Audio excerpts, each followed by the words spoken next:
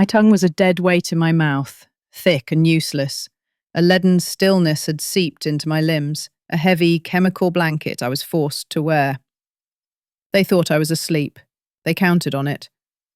But behind my shuttered eyelids, I was awake, terribly, horribly awake. My entire world had shrunk to the sounds that filtered through the cheap wood of my bedroom door. It was a flimsy barrier against the life I was no longer allowed to live, a life that was happening just a few feet away, in the warmth and light of the home that was supposed to be my sanctuary. My breathing was a careful performance, a slow, rhythmic rise and fall of my chest, meant to mimic the deep, oblivious slumber of a heavily medicated old woman. My eyes, which I held in the tightest of squints, were fixed on the sliver of yellow light beneath the door, a tiny, mocking promise of a world I couldn't reach. Then the whisper came. It wasn't loud, but it sliced through the manufactured quiet of my room with the precision of a surgeon's scalpel, cutting straight to my heart. Just a little more in her tea. She won't even notice. Then we can start the transfer. The voice was my daughter's, Isabella. The sound of it, once my greatest comfort, now curdled the blood in my veins. The casual cruelty, the dismissive tone. It was as if she were talking about a houseplant she was about to overwater. A nuisance, an object. I felt a tremor begin in my hand, a violent urge to bolt upright, to scream, to confront the monster my child had become. But I crushed it. I forced my muscles to remain slack, my breathing to stay even. To move now would be to lose. To react would be to confirm the very narrative they were so carefully constructing. So I lay there, a statue of betrayal, and listened. I heard the delicate clink of a ceramic mug, the soft scrape of a spoon against its side. The sound was so domestic, so ordinary, it made the horror of her words even more grotesque. How many times had she made me tea? How many times had I accepted the cup from her hand, my heart swelling with gratitude for her supposed care? The chamomile scent I had come to associate with bedtime, with winding down, was a lie. It was the delivery system for my own erasure. Each sip was another step into the fog they wanted me lost in forever. A deeper voice rumbled. My son-in-law, Liam. His tone was a low, confident purr, the sound of a predator assuring its nervous mate. She's completely out. I checked on her 5 minutes ago, drooling a little. A wave of humiliation washed over me, so hot and sharp it almost broke my facade. Drooling. That's what I was to him. Not a mother-in-law, not a human being, but a drooling lump of flesh to be managed and manipulated. Liam, are you sure the bank will buy it? Isabella's voice was no longer a whisper. It was a thin thread of sound, laced with a familiar, cloying mixture of greed and anxiety. I could picture her perfectly, twisting a strand of her expensive salon-perfect hair, her brow furrowed in concentration, not over my well-being, but over the logistics of her inheritance. What if they flag it? What if someone calls? Don't worry. My son-in-law's voice soothed her, and the condescension in it was thick enough to taste. He was the architect. She was just his willing accomplice. Darling, this isn't some smash-and-grab job. This is art. I'll use the layered transfer protocol. It's beautiful, really. Art. He called it art. I lay in the darkness, my body a prison, and listened to the artist describe his masterpiece. The first transfer is the key, he began. his voice taking on the enthusiastic, lecturing tone he used when explaining his tech work to people he considered his intellectual inferiors. It's a small amount, $500. It'll go to an online poker site based in Malta, the kind of place with flashy graphics and terrible odds. It screams impulse control issues. The bank's algorithm might flag it for a second, but it's too small to trigger a manual review. It just plants the first seed. See, Chloe's getting a little unpredictable. I could hear the smile in his voice. He was enjoying this. The performance of it. The sheer diabolical cleverness. My mind. The mind they were so desperate to prove was failing, raced to keep up, to absorb every poisonous detail. Then, a few hours later, after the sedatives have really peaked, comes the second layer, he continued. This one is bigger, $3,000. It won't go from her main account, it'll go from the savings account she thinks is untouched. It'll be routed through a payment processor to a crypto wallet. Not Bitcoin, nothing that traceable. Something obscure, like Monero. The transaction will be logged, but the destination is a black hole. To any auditor, it looks like she's either being scammed by a phantom online lover or, more likely, she's trying to hide her own gambling habits. It's a classic pattern of cognitive decline. My own savings. The money my Arthur and I had scraped together for 40 years.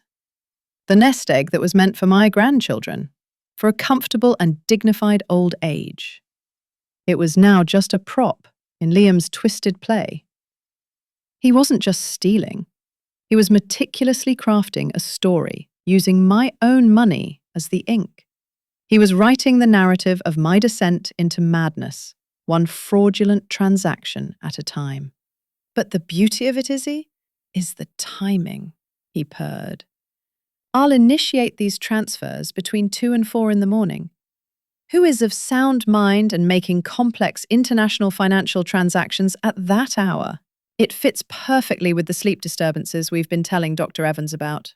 It corroborates the videos you've been taking of her being confused in the mornings. It's all part of a single, cohesive picture. The videos. My stomach clenched. The moments of genuine drug-induced confusion, a side effect of the unlabeled vitamins Isabella insisted I take. She would film me, her phone held low, cooing at me. "Mom, do you know what day it is? Mom, you seem a little lost."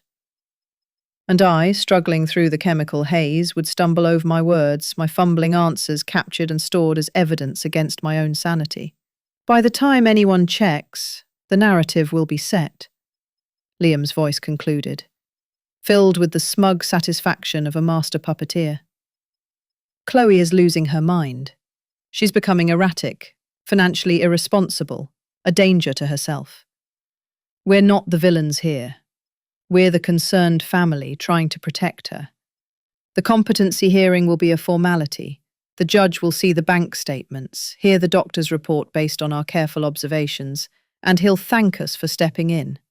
He'll grant us full power of attorney to protect her assets. Island protect. The word was a profanity.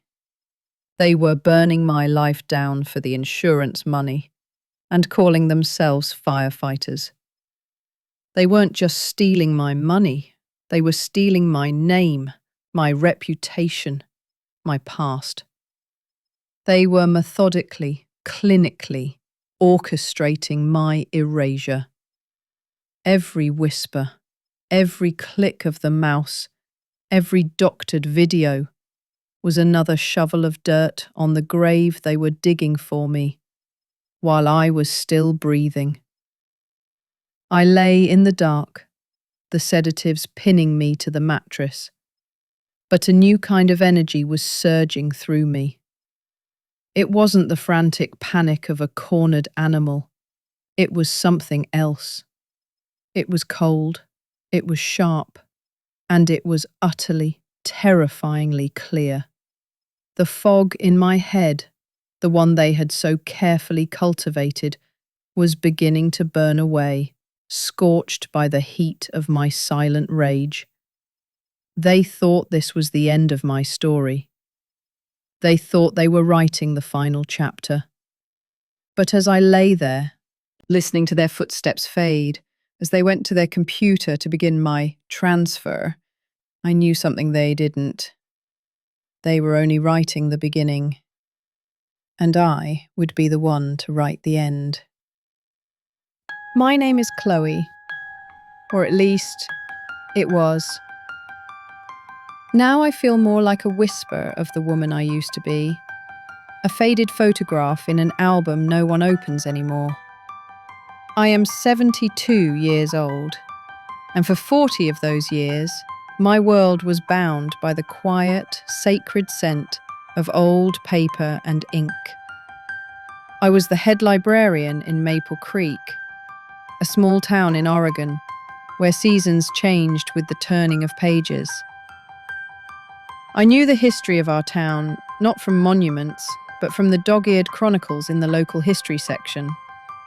I knew the hearts of its people through the books they checked out, the young mother seeking solace in poetry, the farmer losing himself in tales of adventure after a long day in the fields. It was a good life, a life of quiet purpose. My life, however, was anchored by Arthur. My Arthur. He was a software engineer, but that title feels so sterile. It doesn't capture the magic of his mind. He was a weaver of digital worlds, a man who saw symphonies in strings of code. To the world, he was reclusive, a man who preferred the company of his monitors to people. But to me, he was the center of the universe. He would spend days locked in his study, the rhythmic clatter of his keyboard, the house's heartbeat. Then he'd emerge, eyes blinking in the sudden sunlight, and explain to me the architecture of a new encryption protocol, using an analogy of our rose garden. "You see, Chloe," he'd say, his voice a low, gentle rumble. "Each petal is a layer of data, but the thorns protect the core secret. You can admire the beauty, but you can't steal the flower without getting pricked." He made the incomprehensible feel like poetry. He saw the order in the chaos. Our home was a testament to our shared life.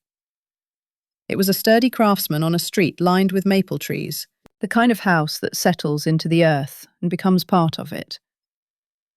Every corner held a memory.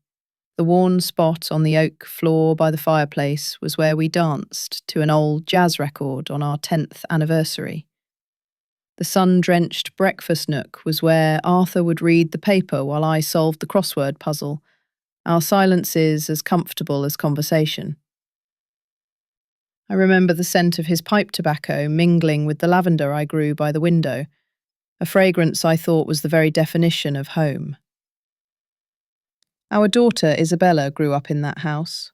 I see her ghost everywhere in my memories of that place. A little girl with scraped knees, hiding behind the hydrangeas, a teenager sulking on the porch swing, a young woman beaming as she announced her engagement to Liam. When Arthur passed away, the house's heartbeat stopped. The silence he left behind wasn't peaceful. It was a physical weight, a crushing presence. His study, once a sanctuary of genius, became a tomb. The worn armchair sat empty. The scent of lavender was just lavender now, a lonely fragrance. The house, once our shared kingdom, felt vast and hollow, its echoes mocking me with memories of a life that was over. I was adrift. That's when Isabella and Liam stepped in, their faces masks of perfect filial concern. "Mom, you can't stay here alone," Isabella said, her hand gently covering mine. Her touch felt practiced.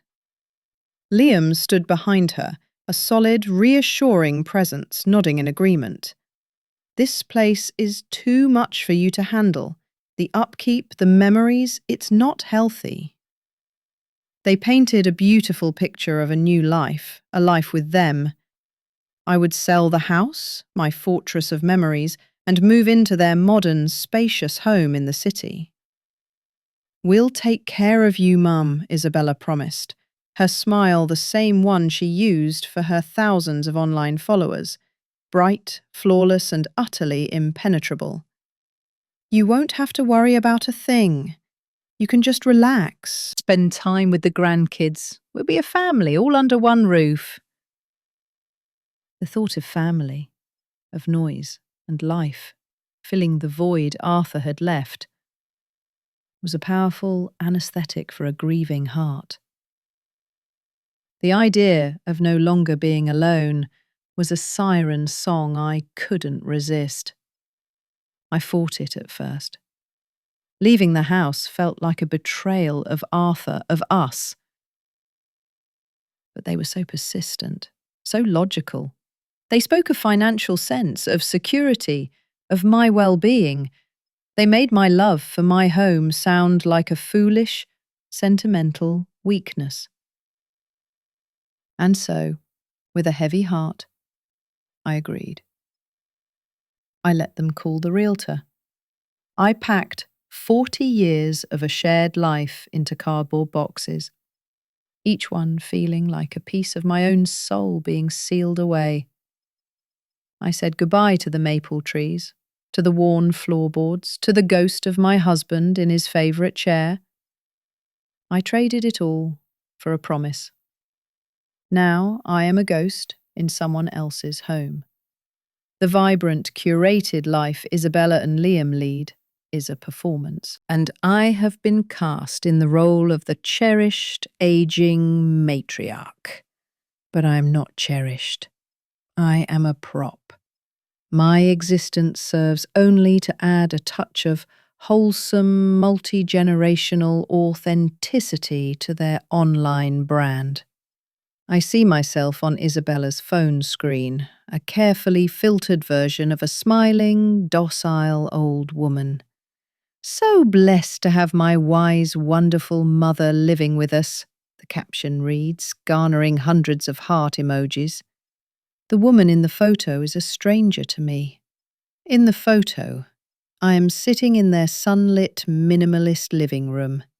In reality, moments after the camera was put away, I was gently but firmly guided away, back to my designated space.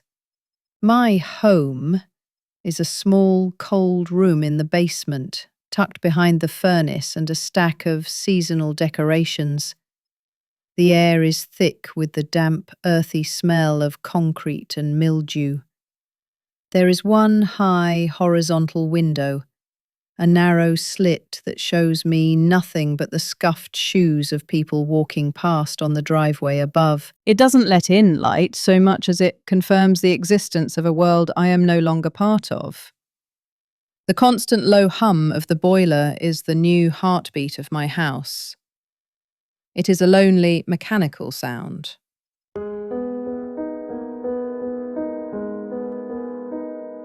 Up there, I can sometimes hear the laughter of my grandchildren, a sound that is now muffled by a floor and a world of distance. They are being taught that grandma needs her quiet time, a euphemism for grandma is to be kept out of sight. My connection to the outside world, to the woman I was, has been systematically severed. My smartphone, with its pictures of Arthur, its contact list of old friends from the library, its access to news and books, was the first thing to go. "Oh, Mum, these things are so complicated," Isabella had said, her tone dripping with condescending sweetness as she plucked it from my hand. "All these notifications and updates, it's just too much stress." In its place, she gave me a heavy plastic brick of a phone. It has 3 large buttons, each programmed with a picture. One of Isabella, one of Liam, and a red cross for emergencies. It is not a tool for connection, it is a symbol of my dependence, a leash. My old friends called for a while, but Isabella would answer my phone, telling them I was confused or resting. Eventually the calls stopped. Then came the finances. My life's savings, the money from the sale of my house, my widow's pension, the sum of a lifetime of careful work, and Arthur's provision for me. It was all moved. Liam sat me down at their gleaming quartz countertop, spreading out a mountain of paperwork. He used words like consolidation, fiduciary responsibility, and optimized asset management. His voice was calm and authoritative, a barrage of financial jargon designed to make me feel small, old, and incapable. "It's just for easier management, Chloe," he'd said, not using the word mum, as Isabella did. To him, I was a project. "We'll put it all in a joint account. That way, we can pay for your expenses directly. You won't have to worry about a thing." I remember my hand trembling as I signed the papers. What choice did I have? They had created a reality where my only option was to trust them. To resist would have been to be difficult, ungrateful, and worst of all, confused. I now live on an allowance. My own money is doled out to me in small cash amounts for incidentals, though there are no incidents in my life. I am living in a cage, but its bars are forged from their supposed concern and my own money. They have stripped me of my home, my friends, my memories, and my autonomy, all under the guise of love. This is the price of their care. I am a prisoner in the basement of my daughter's house, a silent ghost haunting the edges of a life I unwillingly fund, listening to the muffled sounds of a world that has forgotten I exist. And in the dark, where the only light is the sliver from the basement window, I am starting to remember the woman I was. The librarian who knew how to find information. The wife of a man who taught her that chaos is just order you haven't understood yet. And I wonder if there's still a chapter left for me to write. The camera phone was a third person in our relationship. A constant, unblinking witness to a life that wasn't real. Isabella would prop it up on the small kitchen counter, angling it just so, catching the morning light that never quite reached the corner where I sat. Her voice would shift, shedding the flat, irritated tone she used with me off camera, and adopting a syrupy, gentle cadence that her followers adored. "Time for your vitamins, Mum," she'd chirp, the sound echoing slightly in the sterile kitchen. The camera loved her. It loved the way she smiled, a perfect crescent of feigned concern. It loved the way she held the small, unmarked ceramic bowl, as if it contained precious gems, and not the chalky white pills that dulled the world around me. They weren't vitamins. My late husband, Arthur, had been meticulous about my health, and I knew every supplement I was supposed to take. These were different. They had no name, came from a plain bottle with a child-proof cap she struggled with for show. A small theatrical battle for the camera. "Gosh, these things are tough," she'd laugh, a sound like glass grinding on stone. I would take the pills from her outstretched hand. My own hand would tremble slightly, a combination of the drug's effects and a deep cellular rage I had to swallow down with the water. The first time I had tried to refuse, I'd asked what they were. Her smile hadn't wavered for the camera, but her eyes had gone cold, hard as river stones. "Now, Mum, don't be difficult. The doctor said you need these for your energy." Her fingers had gripped my wrist just out of the frame, a silent, painful promise of what would happen if I made a scene. So, I learned to take them. I learned to perform my role as the grateful, slightly dotty mother. She'd post the videos with captions that dripped with counterfeit love. "Making sure my mum takes her vitamins. Self-care is important at every age. Hashtag caring for mom. Hashtag family first. Hashtag eldercare." The comments would flood in. "You're a saint, Isabella. Your mum is so lucky to have you. I wish I could be as good a daughter as you are." Each comment was a small nail hammered into the lid of my coffin. They saw the saint. I lived with the warden. The moment the recording light went off, the mask would drop. Her smile would vanish. The gentle hand that had offered me the pills would snatch the empty glass from my fingers. "Try not to spill this time," she'd mutter, her voice returning to its usual flat, resentful key. I just mopped. My meals were served on a plastic plate, the kind you buy for a toddler's birthday party. It was a bright, garish yellow, and my food always looked sad and unappetizing on it. Isabella and Liam ate off of heavy ceramic dinnerware that clinked and scraped with an air of permanence. I ate with a plastic fork that bent if I pressed too hard. They had wine in thin-stemmed glasses. I had tap water in my designated plastic cup. I was not given a seat at the main table. A small, rickety card table was set up for me in the corner near the door to the basement, my designated space. It was my island of exile in the middle of their kingdom. "It's just easier this way," Isabella had explained to no one in particular the first time she'd set it up. "Less mess." The truth was, it was about distance. It was about making me an other in my own daughter's house. I was a chore, a piece of furniture that had to be fed.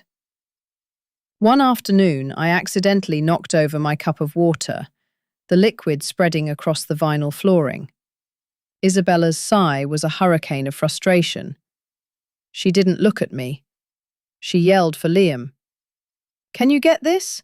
The old woman made a mess again." True, the old woman. Not Mum. Not Chloe. The label hung in the air, heavier than the humidity in my basement room. Liam came in, wiped it up with a paper towel, his face a blank mask of indifference. He never looked at me either. It was as if by not making eye contact, they could pretend I wasn't really there, just a series of tasks to be completed. The isolation was a more subtle poison, administered daily, in quiet, cutting ways. My friends, the women I had shared decades of my life with, from book clubs to garden societies, were methodically excised. At first, their calls came frequently. Isabella always answered my phone, which she kept on the kitchen counter, far from my reach. I would hear her voice from my corner, a performance of strained solicitude. "Oh, Carol, hi.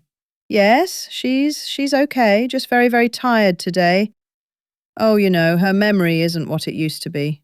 The doctor says she gets very confused and visitors can be, well, overwhelming for her. It just sets her back, Yes, of course. I'll tell her you called. Love to you too." She would hang up and not say a word to me. The lie would settle in the silence between us. I was right there, 10 feet away, perfectly capable of speaking to my friend, but I was being erased, my social connections severed one by one with a polite, compassionate-sounding lie. After a few weeks of the same excuses, Carol's calls became less frequent. Then they stopped. The same happened with Eleanor and with Margaret. My world, once a vibrant network of friendships, was shrinking to the 4 walls of this house, and then further still to the damp confines of my basement room. The most painful severance was from my grandchildren, Emily and Josh. When I first moved in, they were my lifeline. They would run to me when they got home from school, their faces bright, full of stories about their day. They'd show me their drawings, crayon masterpieces of wobbly suns and stick-figure families, where I was always drawn with a huge, smiling face.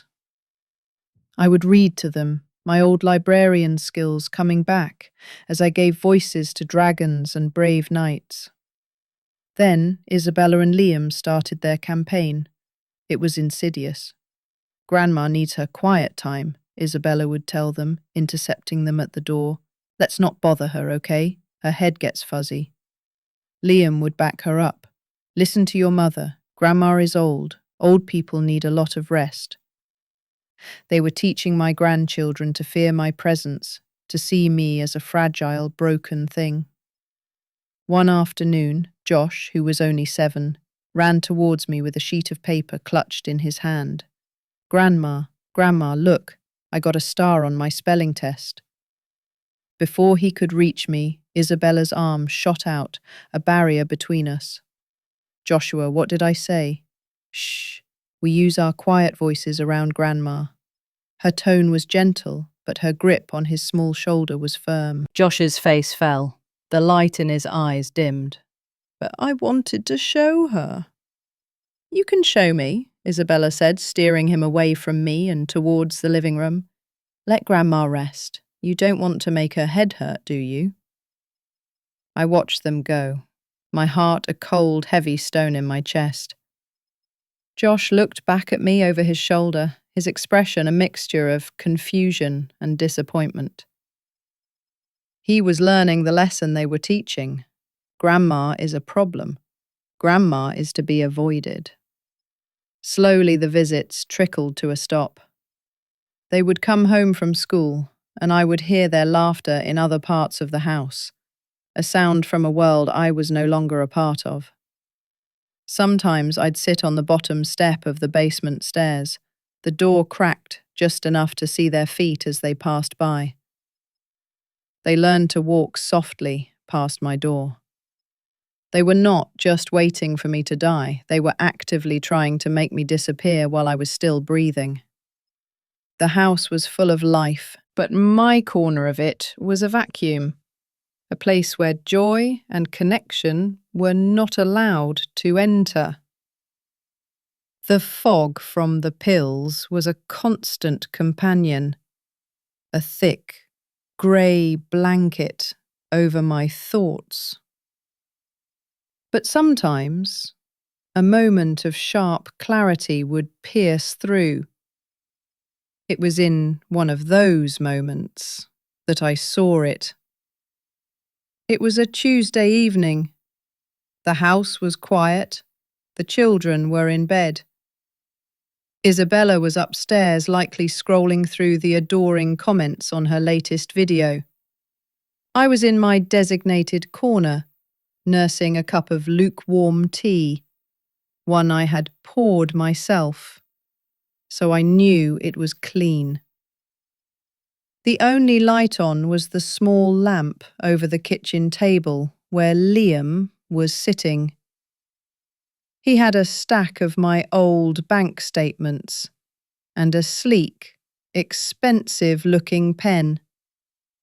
In front of him was a crisp, white sheet of paper. He was hunched over, his brow furrowed in concentration. He would look at a signature on a cancelled check, then slowly, carefully, try to replicate it on the paper. Scratch, scratch, scratch went the pen. He'd hold it up to the light, scowl, then crumple the paper into a tight ball and toss it into the overflowing wastebasket beside him. He did this over and over again. My breath caught in my throat. I was watching my son-in-law practice stealing my name. He was tracing the loops and swirls of my life's signature, the one I'd used to sign my marriage license with Arthur, to sign the mortgage on our first home, to sign my daughter's birth certificate. He was learning to counterfeit my identity with the same dispassionate focus he might use to solve a crossword puzzle. I felt a cold dread creep up my spine, colder than the basement air. I was a ghost at the feast, watching the preparations for my own financial funeral. I wanted to scream, to run over and snatch the pen from his hand, but my body felt like it was encased in lead. The pills had done their work. I was a spectator to my own destruction, trapped behind a wall of chemically induced lethargy. He didn't even notice I was watching. To him, I was no more sentient than the refrigerator humming in the corner. About a week passed. It might have been more or less, Time had a syrupy, unreliable quality now. The days bled into one another, marked only by the ritual of the pills, the plastic plate, and the suffocating silence. Then the letter arrived. I saw the postman deliver it through the front window. It was a thick, cream-coloured envelope, stiff and official. Liam brought the mail in and sifted through it. He paused when he saw that envelope, a flicker of something, triumph, anticipation, crossing his face before he smoothed it back into his usual blankness. He didn't open it. Later that day, as Isabella placed my sad-looking meal of overcooked vegetables and dry chicken on my card table, she placed the letter beside my plate.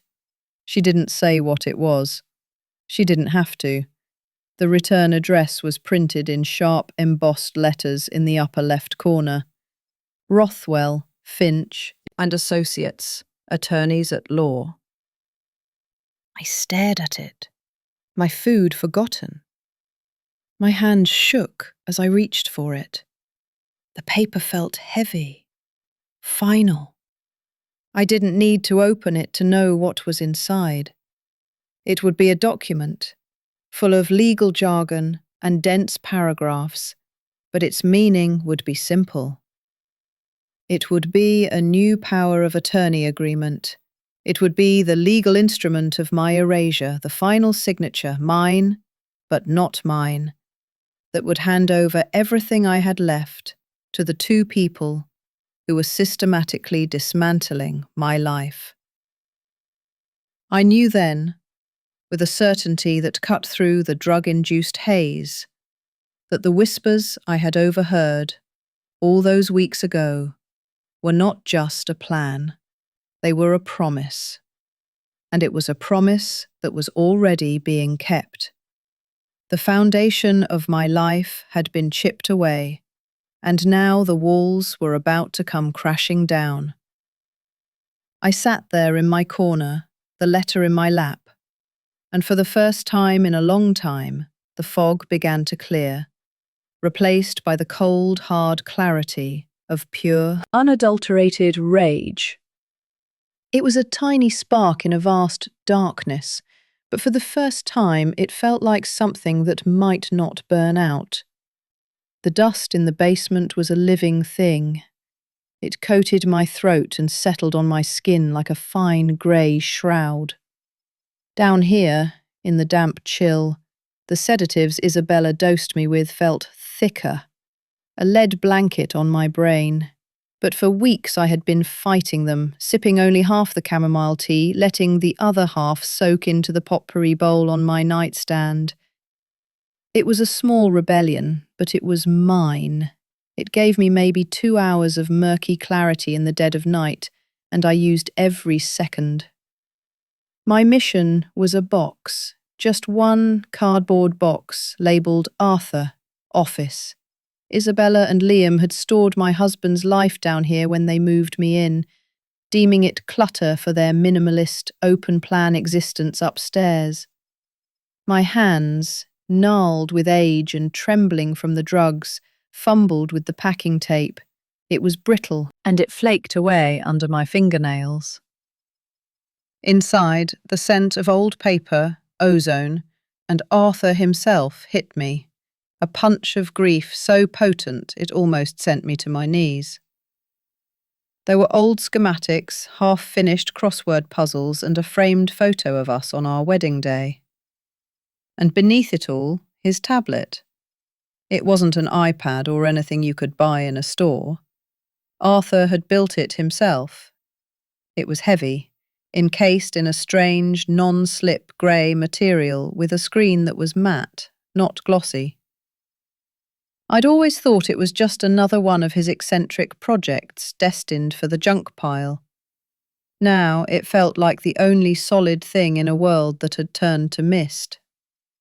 Finding a charger was the next battle. They had a drawer in the kitchen, a tangled nest of white and black cables, a graveyard for every piece of technology they had ever owned and discarded. Climbing the basement stairs felt like scaling a mountain. Each step was a negotiation between my screaming muscles and my will. The house was silent, save for the low hum of the refrigerator.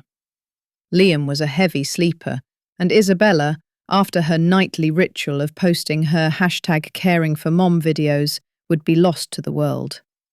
Still, every creak of the floorboards under my slippered feet was a gunshot in the silence. My heart hammered against my ribs. I sorted through the cables with the clumsy desperation of a bomb technician, my fingers fumbling, my vision blurry at the edges. Most were for phones, for laptops, but then I felt it. A strange, magnetic connector, a unique design that could only be Arthur's. I pocketed it, my hand closing around the cold metal, and retreated back to the sanctuary of the basement. I plugged it in. A small green light flickered to life on the side of the device.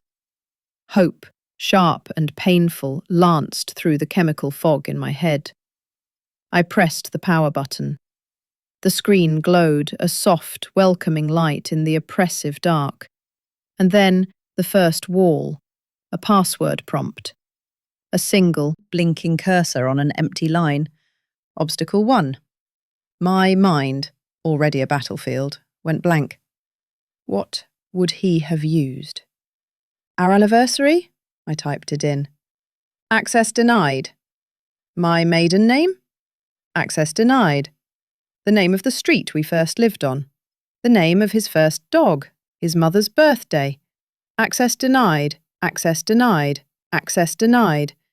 Each denial was a small death, a confirmation of what Isabella's smug, pitying eyes told me every day, that my mind was failing, that the connections were broken. I slumped against the cold concrete wall, the tablet heavy in my lap. A locked treasure chest whose key was lost in the fog of my own memory. Maybe they were right. The thought was a venomous whisper. Maybe this was all a delusion. Maybe I was just a confused old woman, lost in the basement of a house that was no longer mine. A few days later, the official notice arrived. It wasn't a whisper or a threat. It was a legal document, delivered by courier. Isabella handed it to me with a performance of gentle sorrow, her hand on my arm. It's just a formality, Mum, she said, her voice dripping with the fake sympathy she used for her TikTok audience. The lawyers say it's for the best, to protect you, to help us manage things so you don't have to worry. Liam stood in the doorway of my room, not even bothering with the pretense. He watched me, his arms crossed, his expression a flat clinical assessment. He was looking at an asset to be liquidated. I unfolded the paper. The words swam before my eyes, heavy with legal jargon. Petition for determination of incapacity and appointment of plenary guardian. A date was set, a courtroom. A judge would decide if I still owned my own mind. The panic was no longer a knot. It was a block of ice in my chest, freezing the air in my lungs. This was it, the end game. They had laid the groundwork so perfectly, isolating me, drugging me, manufacturing a narrative of my decline. This hearing wasn't a search for the truth. It was a coronation for their lies. The weight of it was crushing. I retreated into myself, playing the part of the docile, confused woman they wanted me to be. I sat in my chair, staring out the window, letting the drugged tea do its work. But inside, my mind was screaming. That night, sleep wouldn't come. The sedatives held my body down, but my thoughts raced, circling the drain of despair. I thought of Arthur.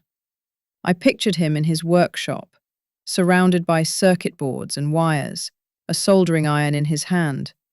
He would get so frustrated when a piece of code wouldn't compile, when a logic loop refused to close. He would pace, run his hands through his already messy hair, and mutter to himself. What was it he always said? What was that strange little mantra? It came to me, not as a thought, but as a sound, a phantom echo of his voice in the quiet room. Chaos is only unperceived order. It was his philosophy for everything, from the entropy of the universe to the mess on his workbench. It was so quintessentially Arthur. My heart began to pound, a frantic, hopeful rhythm against the slow, drugged beat of my pulse. I waited until the house was deep in slumber, until the only sound was the sigh of the wind outside. I crept down to the basement again, my body a clumsy, unwilling vessel. The tablet was where I left it, cold and inert. I powered it on. The password prompt appeared, a silent challenge. My fingers, shaking so badly I could barely control them, typed out the phrase, letter by agonizing letter. CHAOS. I had to stop, take a breath, fight the black spots dancing in my vision. IS.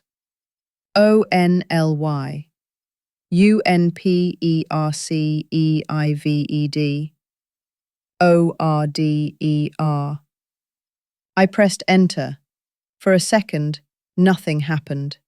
Then, the screen flickered and dissolved into a simple, clean desktop. Icons arranged in neat rows. Obstacle 2, defeated. A wave of relief so profound washed over me that I started to weep, silent, racking sobs in the dusty darkness. I wasn't lost. Not completely. I spent the next hour exploring the tablet's contents, my hopes slowly curdling into confusion. I was looking for a will, for hidden bank accounts, for a secret message from Arthur that would expose their plan. But there was nothing like that. No personal files, no photos, no documents. It was almost entirely filled with dense, incomprehensible text files. Lines and lines of code, mathematical formulas, and technical diagrams that meant nothing to me. It was a digital fortress of gibberish. My heart sank. Had I pinned all my hopes on a dead man's hobby, a collection of his unfinished digital doodles? There was one folder that stood out. It was labelled simply Janus. Inside were dozens of files, but also several documents that looked different. They were rendered as official-looking certificates, filled with legal language. Patent registration, one was titled.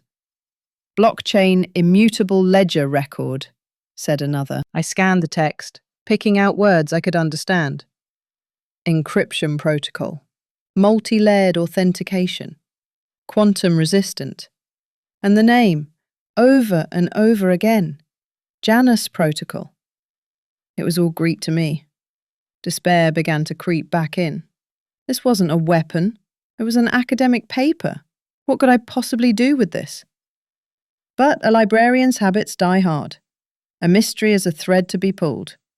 The tablet had a web browser.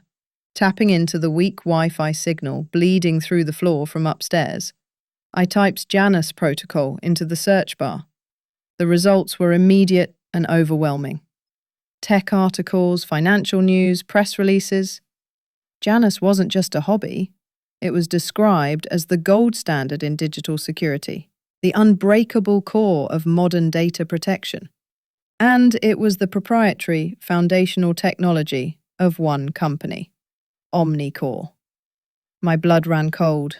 Omnicore, the global tech giant where my son-in-law Liam had built his meteoric career. The company that afforded them this house, the private schools for my grandchildren, the life of curated perfection they flaunted online. I clicked on the Omnicore corporate website. My fingers felt like stone. I navigated to the About Us page, then to the Leadership section. And there he was, a professionally shot photograph of Liam, smiling a confident, predatory smile. Underneath his name, his title, Chief Technology Officer, CTO. The man responsible for the company's entire technological strategy.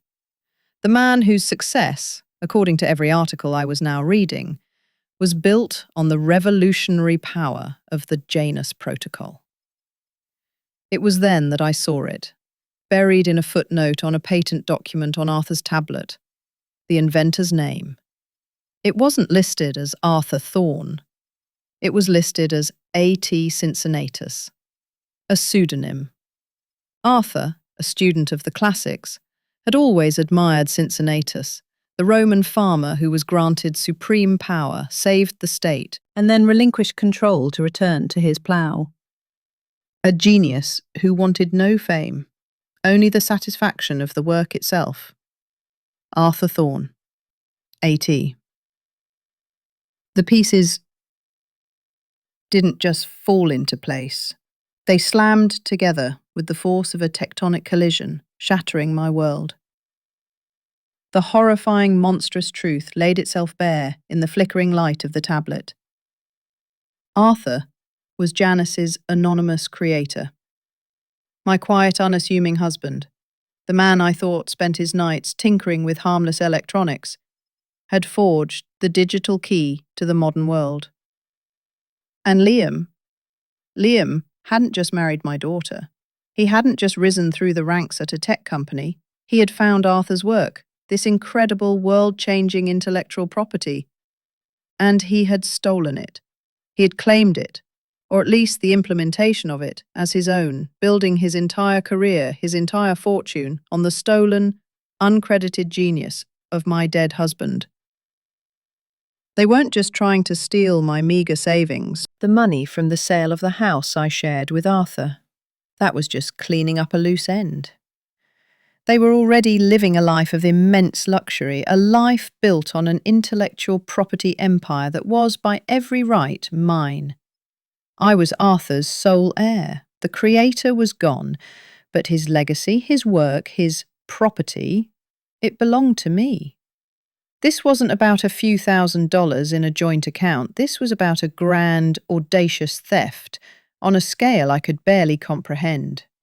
They hadn't just put me in the basement to get me out of the way. They had put me here to bury the last living link to the truth, to erase the one person on earth who could ever uncover their foundational lie. The fog in my head, the one from the drugs, the grief, the despair, it didn't just clear. It was burned away by a white-hot rage, a cold, clarifying fire. I was no longer a confused old woman. I was a ghost in their machine. And I was about to show them just how haunted a house can be. The fight was no longer just about my freedom. It was about justice for Arthur. And I would tear their perfect world down to its foundations to get it. The tablet, Arthur's tablet, was cold and heavy in my lap, a slab of forgotten technology that had become my lifeline. Its screen, a deep, impenetrable black, mirrored my own reflection in the dim basement light, a ghost in a machine of my husband's making. The air down here was always thick with the smell of damp earth and defeated hopes, a scent I was beginning to associate with Isabella's particular brand of care. But now, another element was present in my small, subterranean world, the faint electric hum of defiance.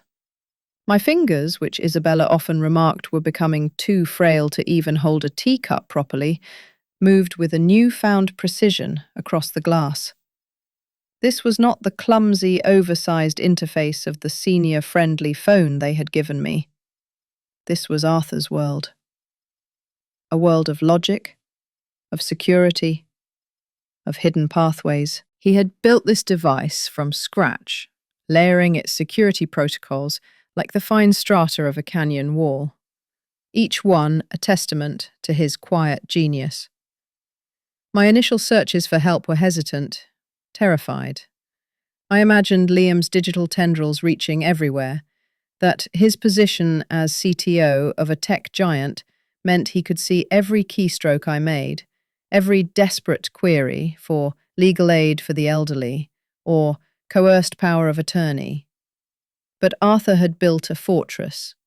The tablet operated on a closed network, bouncing its signal through a series of anonymizing relays he had designed years ago, a project he had called his digital ghost. I was invisible. With that knowledge, a shard of courage took root in the barren soil of my despair.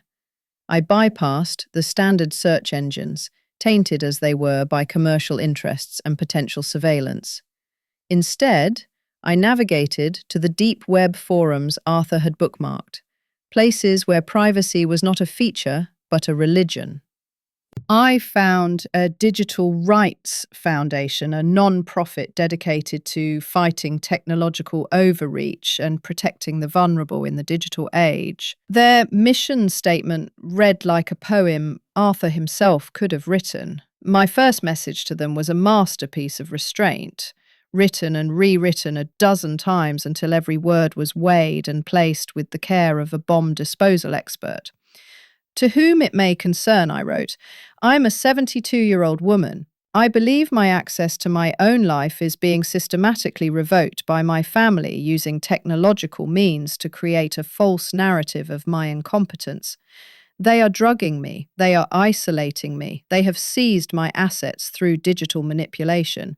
I am being held in my daughter's home against my will. I have evidence, but no way to safely present it. My son-in-law is a high-level executive at a major tech firm.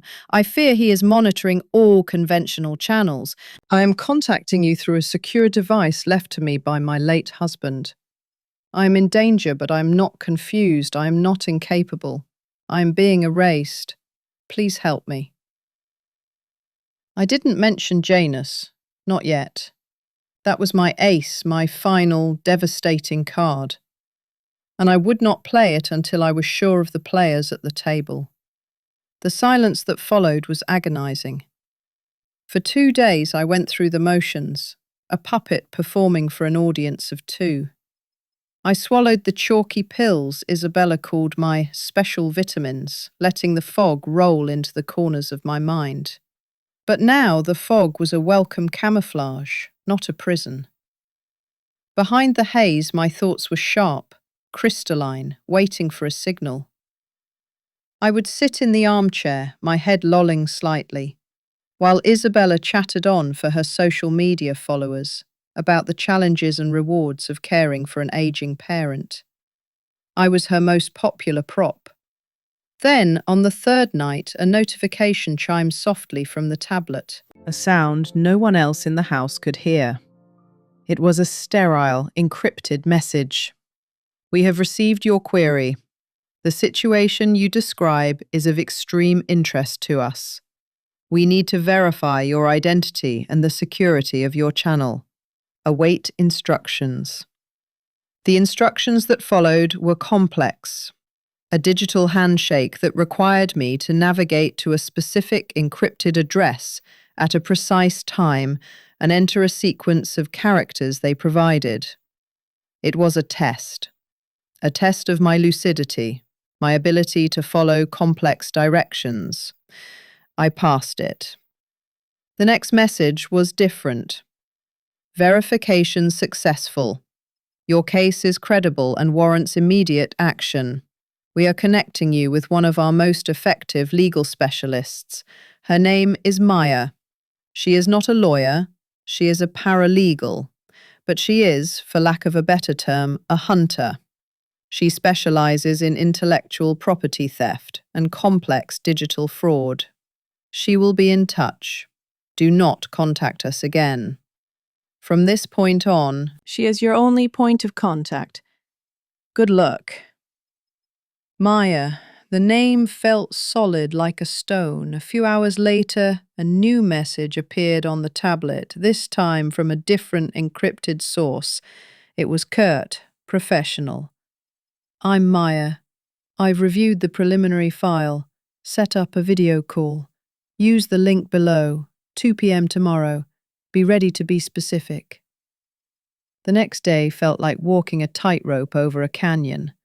At 1:30 p.m., Isabella brought down my lunch tray, a bowl of watery soup and a cup of the now familiar chamomile tea smelling faintly of chemicals. Here you go, Mom, she said, her voice oozing with a practiced public sweetness. Make sure you drink all your tea. It helps you relax. "Oh, thank you, dear," I murmured, my voice intentionally a little shaky. "You're such a good girl. So good to your old mother." She beamed, patting my hand. "Of course, Mom, I love you." She left, and I heard her footsteps recede up the stairs. I stared at the tea, the daily dose of my own erasure. I took the cup, walked to the small, grimy sink in the corner of the basement, and poured the contents down the drain. I rinsed it twice, then filled it with water from the tap and placed it back on the tray. At precisely 2 p.m., I propped the tablet up against a stack of Arthur's old textbooks, activated the link, and Maya's face appeared. She was younger than I expected, perhaps in her late 30s, with sharp, intelligent eyes that seemed to miss nothing, and a severe haircut that framed a face devoid of sentimentality. She wasn't smiling. "Chloe Thorne?" she asked, her voice crisp. "Yes, that's me," I said. My voice was different now, clear, steady. The voice of the librarian I once was. The voice of a woman who knew her own mind. Maya's eyes narrowed slightly, taking in the change. "The Foundation's report says you're being sedated." "I am," I confirmed. "I just poured my afternoon dose down the sink." "We have a limited window before my daughter comes to collect the tray and expects me to be groggy." She nodded, a single sharp gesture of understanding. There was no pity in her expression, only a focused intensity. "Good. Let's not waste it. You mentioned digital manipulation and a false narrative. Walk me through it. Start from the day you moved in. Every detail you remember, every document you signed, every conversation about money." For the next 45 minutes, I spoke.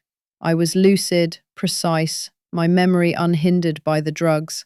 I detailed the joint account that had swallowed my life savings, the power of attorney document Liam had rushed me through signing, claiming it was just a formality for his financial planner. I described the videos, Isabella's condescending tone, the way she would prompt me to appear confused. Maya listened, her gaze unwavering. She didn't take notes. She simply absorbed the information, her mind clearly processing and cataloguing every fact. "Your son-in-law, Liam, CTO at Omnicore? That's a problem. He'll have resources, he'll have covered his tracks." "He thinks he has," I said, a cold certainty in my voice. "But he doesn't know about this tablet, and he doesn't know about Yanis." I saw the first flicker of something other than professional assessment in Maya's eyes, a spark of intense curiosity. "Yanis?" "The core encryption protocol that Omnicore's entire platform is built on," I explained. "It's what made the company. It's what made Liam's career. My husband, Arthur Thorne, created it. I have the source code. I have the blockchain-registered patents. Right here, on this device. Liam stole it. He built his entire life on a foundation of theft from a dead man." The silence on the other end of the line was profound. Maya stared at me, her sharp features unreadable. For a moment, I feared I had miscalculated, that she thought I was delusional. Then, a slow, dangerous smile spread across her lips. It was not a warm smile. It was the smile of a predator that has just caught the scent of its prey. "Mrs. Thorne," she said, her voice now laced with a chilling excitement. "You haven't just been erased. You've been sitting on a weapon of mass destruction. We're no longer just talking about recovering your assets. We're talking about dismantling an empire." Just then, I heard the floorboards creak overhead. Isabella. My demeanour shifted in an instant. The focused, articulate woman vanished. My shoulders slumped, my eyes unfocused. A look of vague, pleasant confusion settling on my face. "Oh," I said to Maya, my voice becoming soft and wispy again. Is that the time? My head feels so swimmy. Was I talking about Arthur? I miss him so. Maya's adaptation was instantaneous. Her predatory smile vanished, replaced by a look of gentle, professional patience. "You were, Chloe," she said, her tone softening to match mine. "You were telling me what a wonderful man he was. We can talk more another time. You get your rest." The screen went dark a second before Isabella's feet appeared on the basement stairs. "Mom," she called out, her voice bright and false. "Did you finish your tea? Feeling nice and relaxed?" She came into view, saw the empty cup on the tray, and smiled, her satisfied, patronizing smile. "Good girl," she said, as if speaking to a child or a dog. "See? That wasn't so hard. Now, let's get you ready for a little nap." As she helped me to my feet, her hands feeling like manacles on my arms, my mind was a whirlwind. I was no longer just a victim. I was a client. I had an ally, a sharp, ruthless hunter who was now on the trail. My performance was no longer a matter of survival, it was a matter of strategy. I was not just playing a part, I was laying a trap. The days that followed were a masterclass in deception, with Maya and her team building the case in the silent, invisible world of encrypted data. My only job was to be the perfect picture of a deteriorating old woman. I became the character Isabella and Liam needed me to be, and I played it with an actor's dedication. One afternoon, Isabella came down with her phone, a determined look on her face. "Mum, I want to try something fun," she said, her voice dripping with the fake enthusiasm she used for her online audience. "It's a memory game. I'm going to show you some pictures of the family, and you just tell me who they are. It'll be good for you."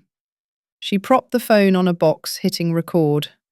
I knew what this was. This was Exhibit A for the competency hearing. This was the proof of my senility. I looked into the camera lens, and for a fleeting second, I imagined I was looking at Maya, giving her a silent nod. Then the performance began. Isabella held up a photo of herself and Liam on their wedding day. "Who's this, Mum?" I squinted, my face a mask of painstaking effort. I reached out a trembling hand as if to touch the image. "Oh, that's you, isn't it, dear? You look so lovely. And who is that man with you? He seems familiar." Isabella's smile tightened at the edges, a flash of genuine annoyance breaking through the facade. "Mum, that's Liam, your son-in-law. We've been married for 15 years. You know Liam." "Liam?" I repeated, my voice full of wonder. "What a nice name. Is he a friend of the family?" The recording continued. I, quote, failed to recognize my own grandchildren in a recent photo, asking if they were Isabella's new friends from work. I looked at a picture of the house I had lived in with Arthur for 40 years and commented on what a lovely hotel it looked like. With every mistake, I could see a glint of triumph in Isabella's eyes. She was getting exactly what she wanted. She was directing, producing, and starring in the downfall of her own mother, and she thought she was a genius for it. She had no idea that she was merely an unwitting actor in my own much grander production. Liam was an easier target. His arrogance was his weakness. At dinner one evening, he was pontificating about a recent triumph at Omnicore, a new security update they were rolling out. He was, of course, taking credit for it. I knew from the files on Arthur's tablet that this new update was nothing more than a minor patch on Arthur's original Janus protocol. "The architecture is simply flawless," Liam boasted, gesturing with his fork. "It's a level of foresight and complexity that, frankly, no one else in the industry can touch. It's why I'm the CTO. It requires a certain kind of mind." I looked up from my mashed potatoes, which I had been pushing around my plate, with a look of profound disinterest. I turned my gaze on him, my eyes wide and blank. I smiled a polite, vacant smile. "I'm so sorry, dear," I said to Isabella, my voice just loud enough for Liam to hear clearly. Who is this gentleman again? He speaks so well. The clatter of Liam's fork hitting his plate was deafening in the sudden silence. His face, which had been puffed up with self-importance, contorted into a mask of pure fury. I could see the insult land, a direct hit to his monumental ego. "It's Liam, Mum," Isabella hissed, shooting me a look of venomous frustration. "His name is Liam, your son-in-law. The man who owns this house. Try to remember." "Oh, of course," I said, my expression melting into one of contrition. "Silly me. My head is just full of fog these days. Forgive me, young man." I lowered my eyes to my plate, but behind my facade of confusion, I felt a cold, clean thrill of victory. I had planted another seed of their own destruction. Every condescending video, every feigned memory lapse, every proof of my incompetence was a brick they were laying in the wall of their own prison. Meanwhile, my secret conversations with Maya continued. Her updates were my sustenance, the bread and water that kept my resolve from starving in that basement. "We have it," her message would read, appearing like a miracle on the tablet's screen. "We've cross-referenced the server logs from Omnicore's initial launch with the time-stamped creation logs on Arthur's patents. They match, down to the microsecond." Another time, "We've subpoenaed the pharmacy records. A doctor they found, one known for being liberal with his prescription pad, prescribed the sedatives to Isabella. The diagnosis on file? Maternal anxiety. She claimed she was the one taking them, but the dosage and frequency matched the levels our medical expert predicts would be necessary to induce the state of confusion she's been filming. We can prove she was lying. And the most damning of all, we've got Liam's digital footprint. While he was careful at work, he was sloppy on his home network. We found the deleted search histories. How to mimic dementia symptoms. Odorless, tasteless sedatives for the elderly. Challenging a will based on mental incompetence. How to transfer assets from a joint account without triggering alerts. He practically wrote out his confession. Reading those words, I felt a grim satisfaction. They thought they were the weavers, spinning a web of lies to entrap me. They had no idea they were the spiders. And Maya was meticulously, silently, documenting the exact dimensions of their web. Every thread they spun to confine me was a thread that would ultimately bind them. My performance became more refined. I learned the subtle art of the vacant stare, the non sequitur, the sudden drift into a nonsensical memory from a past that had never happened. I would start telling a story about Arthur, only to trail off and ask if anyone had seen my blue hat, a hat I never owned. I would hum old nursery rhymes at the dinner table. I let them build their mountain of evidence higher and higher, a monument to their own greed and my perceived weakness. The day the official summons for the competency hearing arrived, Liam handed it to me with a look of theatrical solemnity. "It's just a formality, Chloe," he said, his voice smooth as oil. "The court just needs to see what we already know, that you need help, that you can't manage your affairs anymore. We're doing this to protect you." I took the thick envelope with a trembling hand, my eyes filling with manufactured tears. "A court," I whispered, my voice breaking. "But I haven't done anything wrong." "Of course you haven't, Mum," Isabella said, putting a comforting arm around me. "This is for your own good. We'll be right there with you. We'll take care of everything." I let them lead me back to my chair, a fragile, frightened old woman terrified of the official-looking document in her hands. But as I sat there, feigning a descent into a panicked, confused state, my mind was ice-cold and clear as a winter sky. I wasn't looking at the summons. I was looking past it, past them, to a courtroom. A stage, Theirs had been a clumsy amateur production, filmed on a cheap phone in a damp basement. Mine was about to be a masterpiece, and the final act was about to begin. They had written this script they thought would give them everything, but they never realised I was holding the final rewritten pages, and my lead actress, Maya, was about to make her entrance.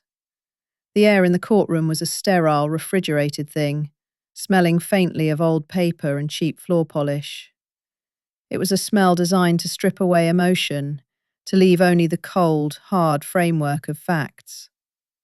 I sat in the hard-backed wooden chair, my hands folded demurely in my lap, feeling the polished wood, smooth and unyielding, beneath my fingertips.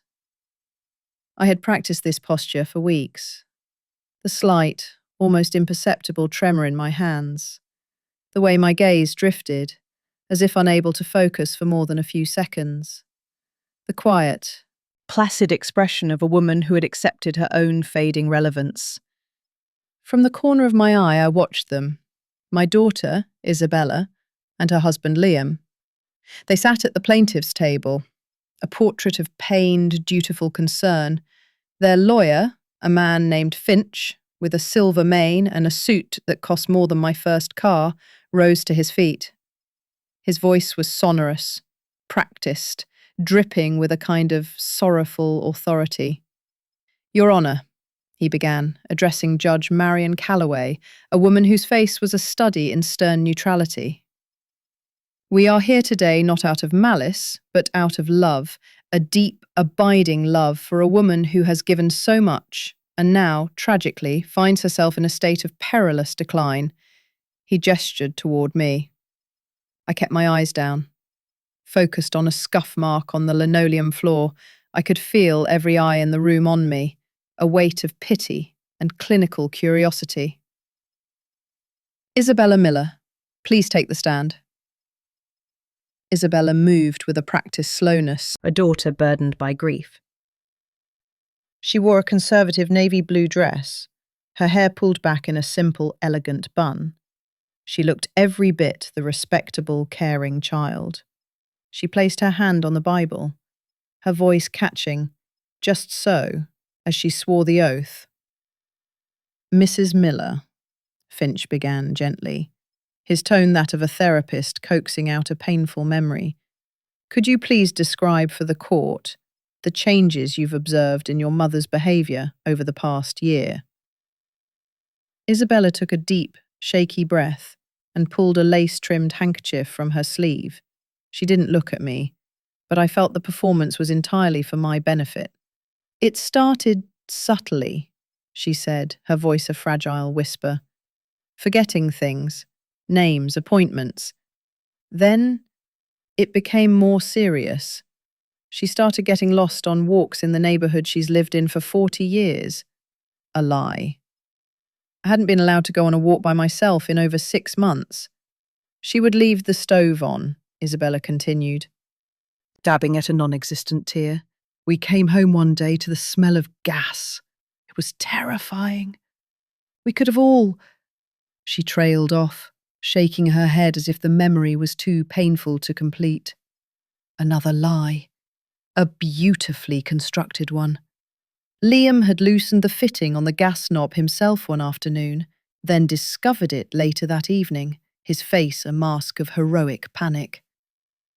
Finch nodded sympathetically. "And her financial situation, Mrs. Miller? Has that been a source of concern?" "Oh, God, yes," Isabella breathed, her voice cracking.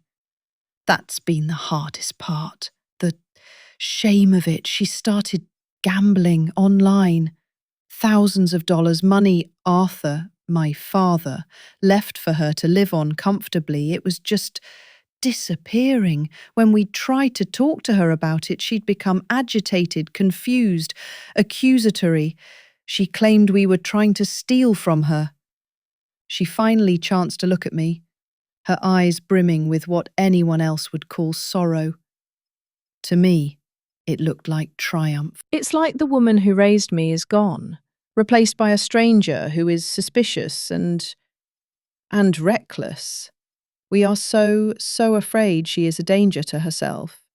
We just want to protect her. She broke down then, a series of delicate, well-timed sobs into her handkerchief. Mr. Finch placed a comforting hand on her shoulder. "Thank you, Mrs. Miller. That's enough." As Isabella returned to her seat, Liam gave her hand a supportive squeeze. He was next. He strode to the stand, his posture radiating competence and reluctant duty. He was the CTO of a tech giant, a man accustomed to boardrooms and presentations. And he treated the witness stand no differently.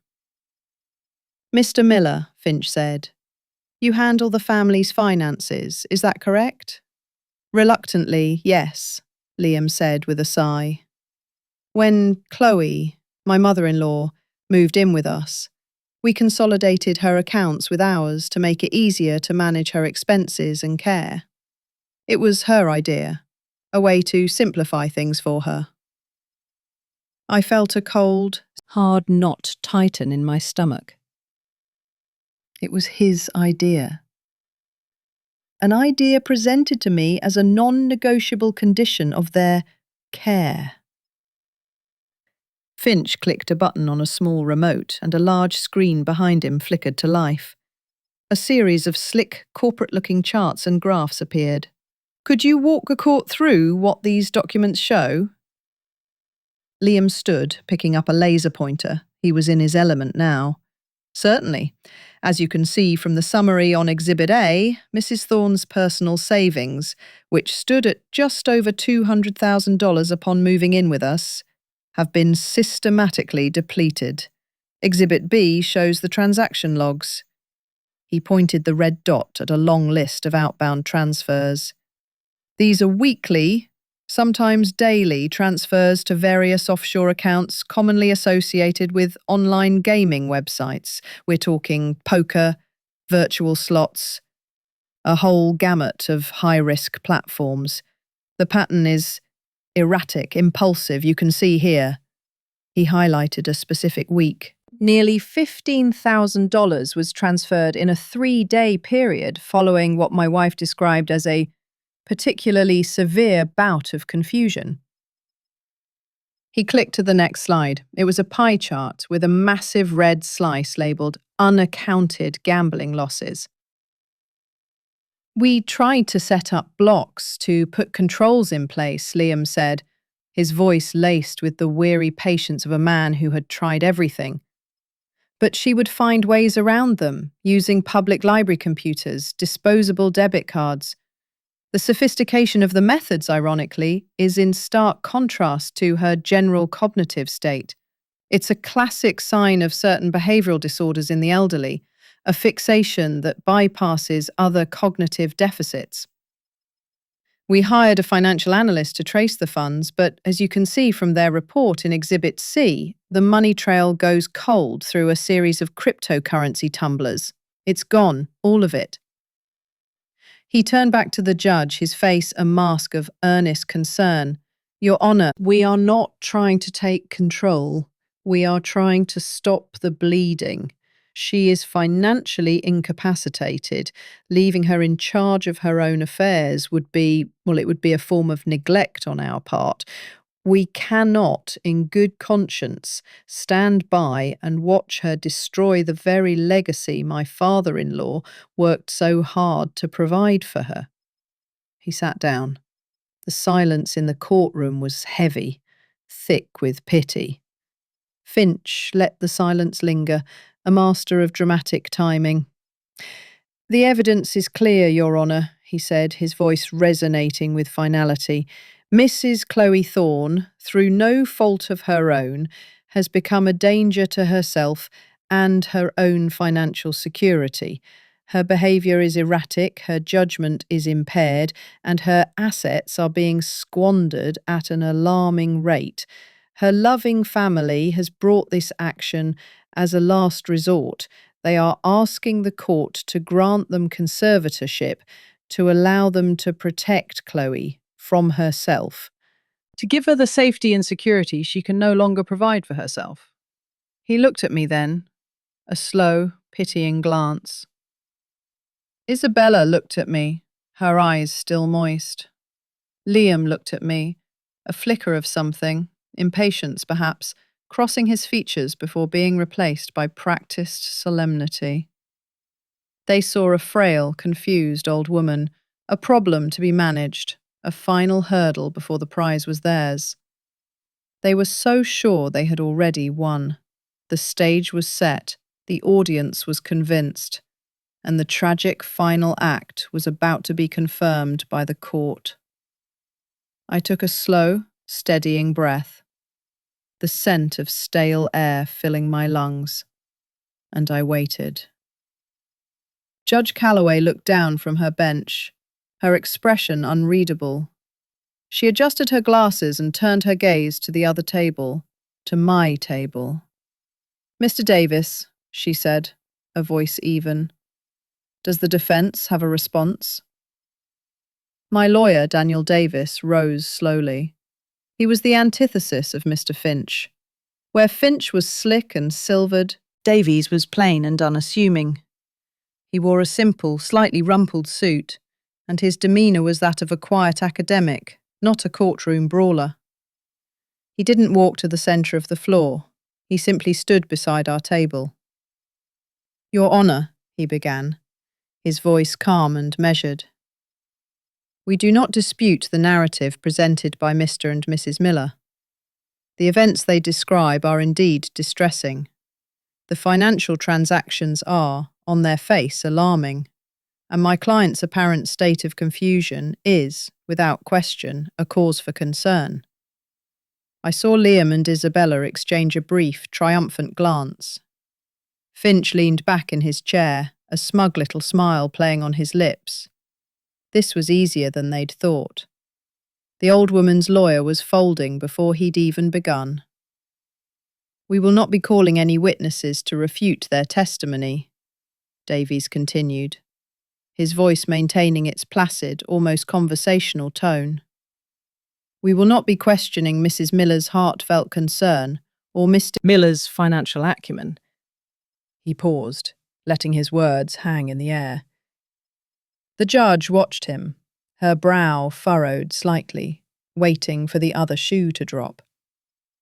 "Instead," Davis said, picking up a single manila folder from our table, "we would like to enter into evidence Exhibit A for the defence."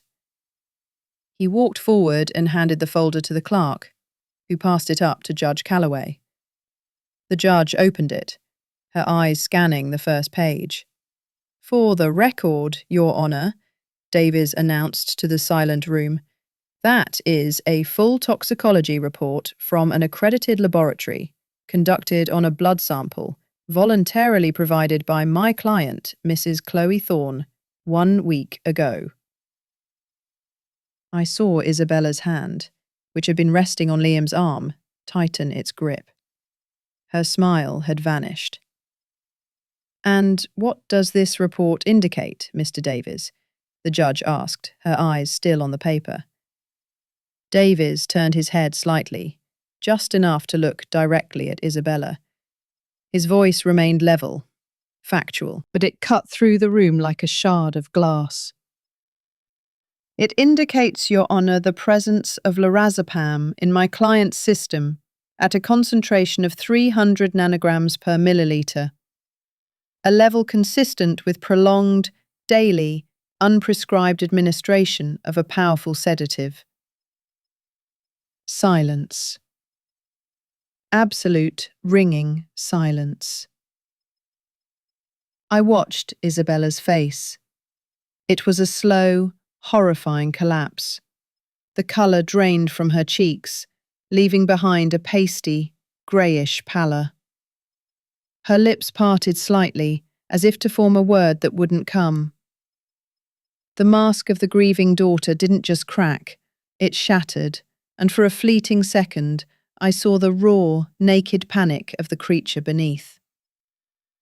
She looked at Liam, her eyes wide with terror, a silent scream for help. Liam, however, just looked confused. His brow furrowed as he tried to process the information. He was a numbers guy. He was still trying to fit this new data point into his winning equation, not yet realizing the entire formula was corrupt. Mr. Finch shot to his feet. "Objection, Your Honor! This is an ambush. We had no prior knowledge of this test. This is irrelevant to the matter of financial incompetence." Judge Calloway looked up from the report, her eyes cold as steel. She looked past Finch directly at Isabella, whose face was now a waxy, terrified mask. "The potential felony of elder abuse by illegal drugging is never irrelevant in a competency hearing, Mr. Finch," she said, her voice dangerously quiet. "Objection overruled. Please sit down." Finch sank back into his chair as if his strings had been cut.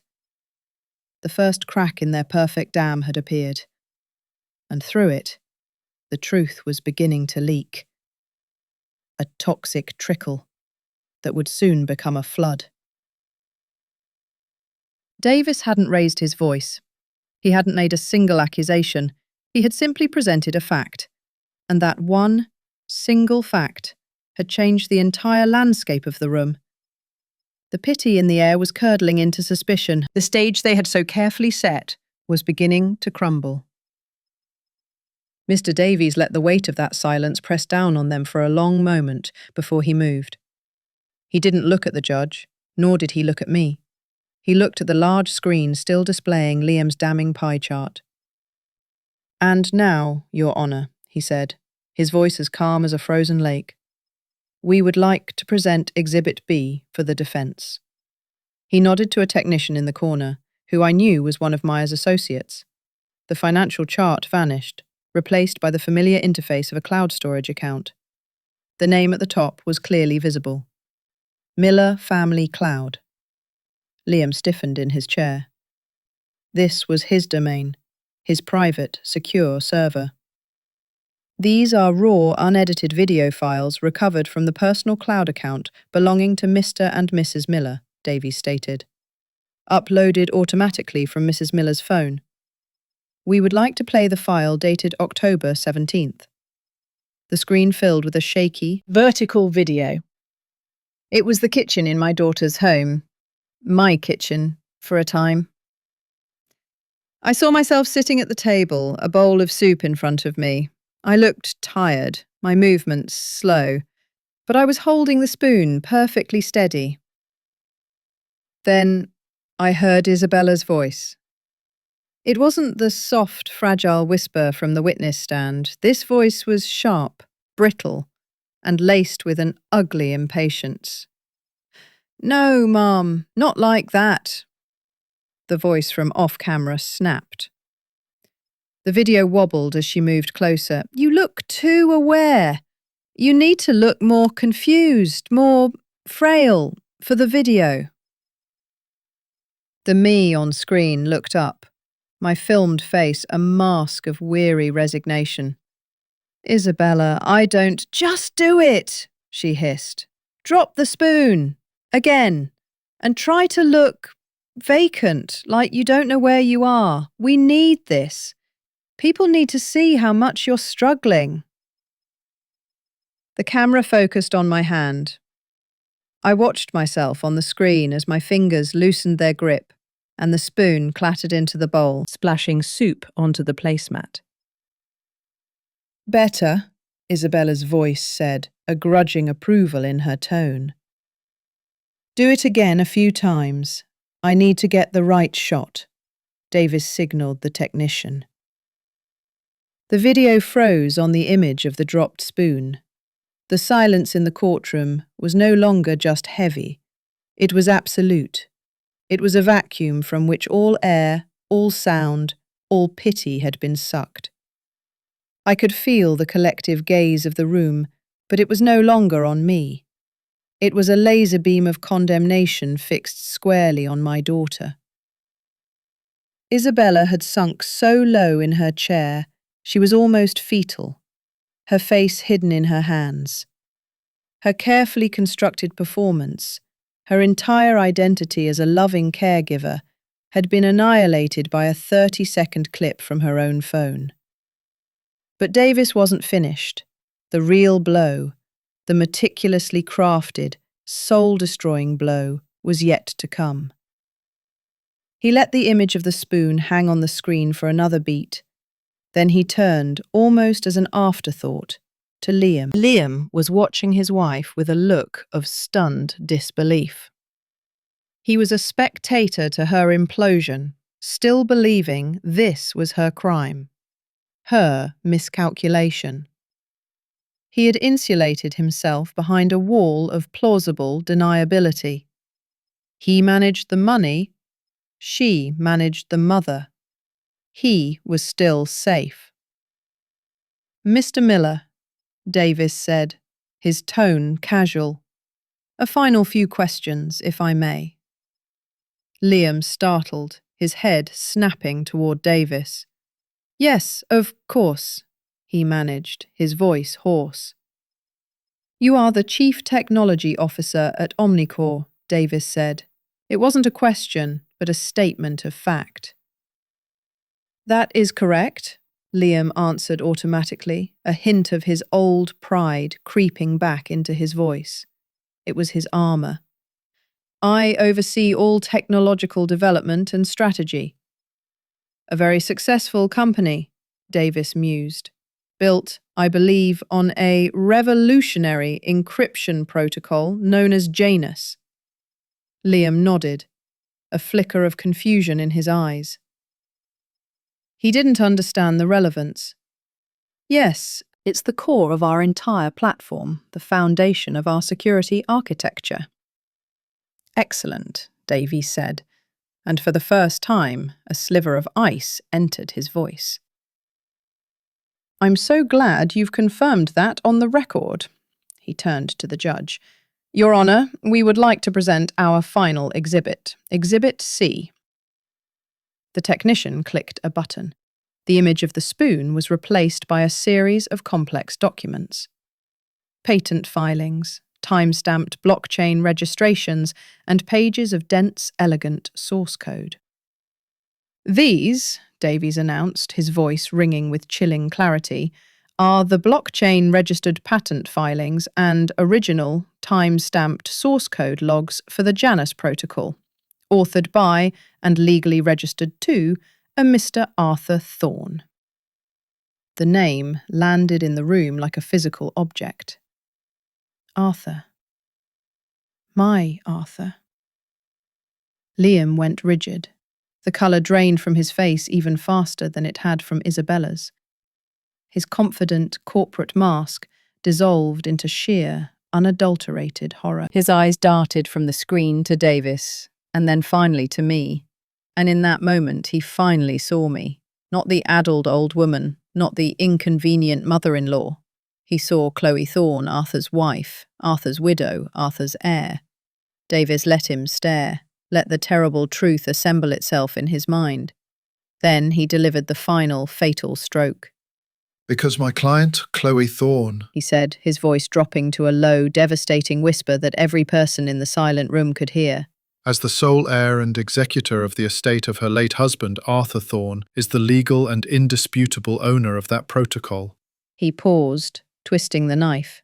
"Which means, Mr. Miller, your entire company, your prestigious career, your multi-million-dollar salary, every stock option you've ever cashed." He took a step toward their table, his eyes locked on Liam's. "It all belongs to her." The gavel fell, but it made no sound. Or perhaps it did, and the ringing in my ears was simply louder. The courtroom, once a theatre for my daughter's grand performance, had gone silent. The air, thick with lies only moments before, was suddenly thin, sharp, and cold. I watched Isabella's face, a perfect mask of filial piety, crumble into a mosaic of disbelief and horror. The colour drained from her cheeks, leaving behind the blotchy, uneven canvas of pure panic. Beside her, Liam looked like a building whose foundations had been vaporized. He didn't collapse, he just ceased. His confident posture, his arrogant smirk, all the architecture of his deceit, vanished, leaving a hollow man staring into an abyss that had just opened at his feet. They looked at me not with hatred, but with a terrifying primal confusion, as if a sheep they'd been leading to slaughter had suddenly turned and broken their shepherd's crook. My lawyer, Maya, touched my arm gently. Her touch was an anchor in the swirling chaos. Outside, I knew the media would be a storm of cameras and shouting questions. But in that moment, the world had shrunk to the space between me and my two tormentors. I rose slowly, my joints still aching, but the weight that had settled in my bones for months was gone. I walked past them, my eyes fixed on the courtroom doors. I didn't offer a final word, not a glance of triumph. Silence, I had learned, was a far more potent weapon than any word I could have uttered. It was the language they had taught me, and I was now fluent. The days that followed were a blur of legal jargon and staggering numbers. The settlement from Omnicore wasn't just a victory, it was a tectonic shift. The figures presented to me by a team of astounded accountants felt abstract, like a score in a game I never knew I was playing. They spoke of trusts and portfolios, of capital gains and generational wealth. I listened, nodded, and signed where Maya told me to, but my mind was elsewhere. I wasn't thinking about the money. I was thinking about the damp smell of the basement, the bitter aftertaste of the sedatives in my tea, the condescending sweetness in Isabella's voice when she filmed her TikToks. No amount of money could erase those memories. But I was beginning to understand that it could, perhaps, rewrite the future. Then came the news about the criminal charges, fraud, elder abuse, conspiracy. The words were heavy, brutal, and final. A prosecutor, a kind but firm woman, called to explain the process. She spoke of arraignments and plea bargains, of sentencing guidelines and prison time. "They won't see the light of day for a long time, Mrs. Thorne," she assured me. Her voice filled with a righteous satisfaction that I couldn't quite share. That evening I sat with Maya in a quiet corner of a hotel lounge, the city lights glittering below like a fallen constellation. "They deserve to be locked away," Maya said, stirring her drink. "What they did was monstrous. The special events done the part. I determined to the note's essence." I looked out the window at the endless river of headlights flowing through the city's arteries. Prison is an ending, Maya. It's a full stop. They would serve their time, learn to survive, maybe even find a twisted sense of victimhood in it all. They would come out and the story would be over. They would be free of it. Maya looked at me, her brow furrowed. "What are you saying, Chloe?" "I'm saying I don't want an ending," I replied, my voice quiet but firm. "I want a continuation. I want a lesson, not a punishment. A punishment is something you endure. A lesson is something you are forced to learn every single day." I turned from the window to face her. "I don't want them in a state-run facility. I want them in a prison of their own making. I want a more intimate form of justice." The first step was the house. Their house. The pristine, minimalist box of glass and steel that had been my cage. The real estate transaction was swift and impersonal, handled entirely by my lawyers. It was just another asset in their portfolio, a line item on a balance sheet. To me, it was everything. I didn't attend the closing. I simply waited until the deed was in my name, and the keys were delivered to me in a small, velvet-lined box. They felt impossibly light in my hand. I chose to arrive on a Tuesday morning. The moving vans were already there, a fleet of them, disgorging my old life. The comfortable, well-worn furniture from the home Arthur and I had shared, the boxes of books, the paintings I loved, the life they had tried to erase. I walked in without knocking. They were in the living room, surrounded by packing boxes, their faces drawn and pale. They looked up as I entered, and for a second there was a flicker of hope in Isabella's eyes. The desperate, foolish hope that I had come to forgive, to save them. It died as soon as she saw the cool, placid expression on my face. "Mom?" she whispered, her voice a reedy thing. "Isabella," I said, my tone level and calm. "Liam." Liam stood up, attempting to muster some of his old authority. "What is this? What's going on?" "This," I said with a sweeping gesture that encompassed the entire house, "is my house now. I bought it." The silence that followed was heavier than any I had ever experienced. It was the sound of a world ending. Isabella sank onto a half-packed box, her mouth hanging open. Liam just stared, his mind visibly struggling to process the information. You can't," he stammered. "Oh, I can. And I have," I said. I walked over to the grand, sweeping staircase. "I won't be evicting you, that would be too simple. You can stay." A new kind of confusion warred with the despair on their faces. "I'm moving into the master suite," I continued, my voice echoing slightly in the half-empty room. "I've hired a full-time staff, a chef, a housekeeper, a gardener. They'll be taking care of my needs." I paused, letting the words settle. Then I looked directly at them. "Your new accommodations are downstairs, the basement room.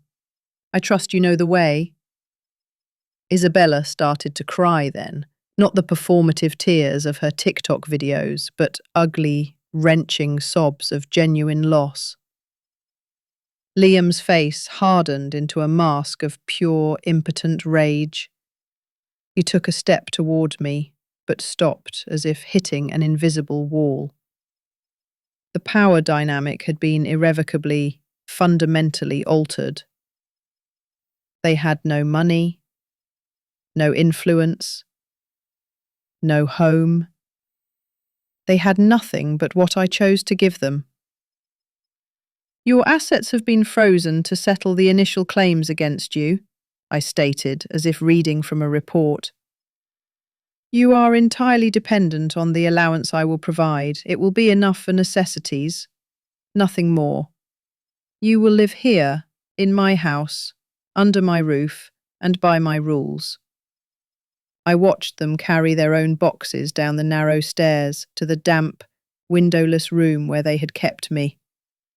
The irony was so thick it was almost suffocating. Every scrape of a cardboard box against the wall, every muttered curse from Liam was a note in a symphony of perfect, poetic justice. My new life began. The house, once cold and sterile, slowly filled with warmth. My books lined the shelves, my photos replaced their abstract art, and the scent of baking bread and fresh flowers replaced the antiseptic smell of their ambition. I hired a young, cheerful chef named Maria and a quiet, diligent gardener named Samuel. They called me Mrs. Thorne and treated me with a gentle respect that felt like a balm on a wound. I didn't taunt my prisoners. I didn't have to. My freedom was their torment. They would hear me laughing with old friends in the sun-drenched living room. They would smell the roast chicken from Maria's kitchen while they ate the simple food their allowance could buy.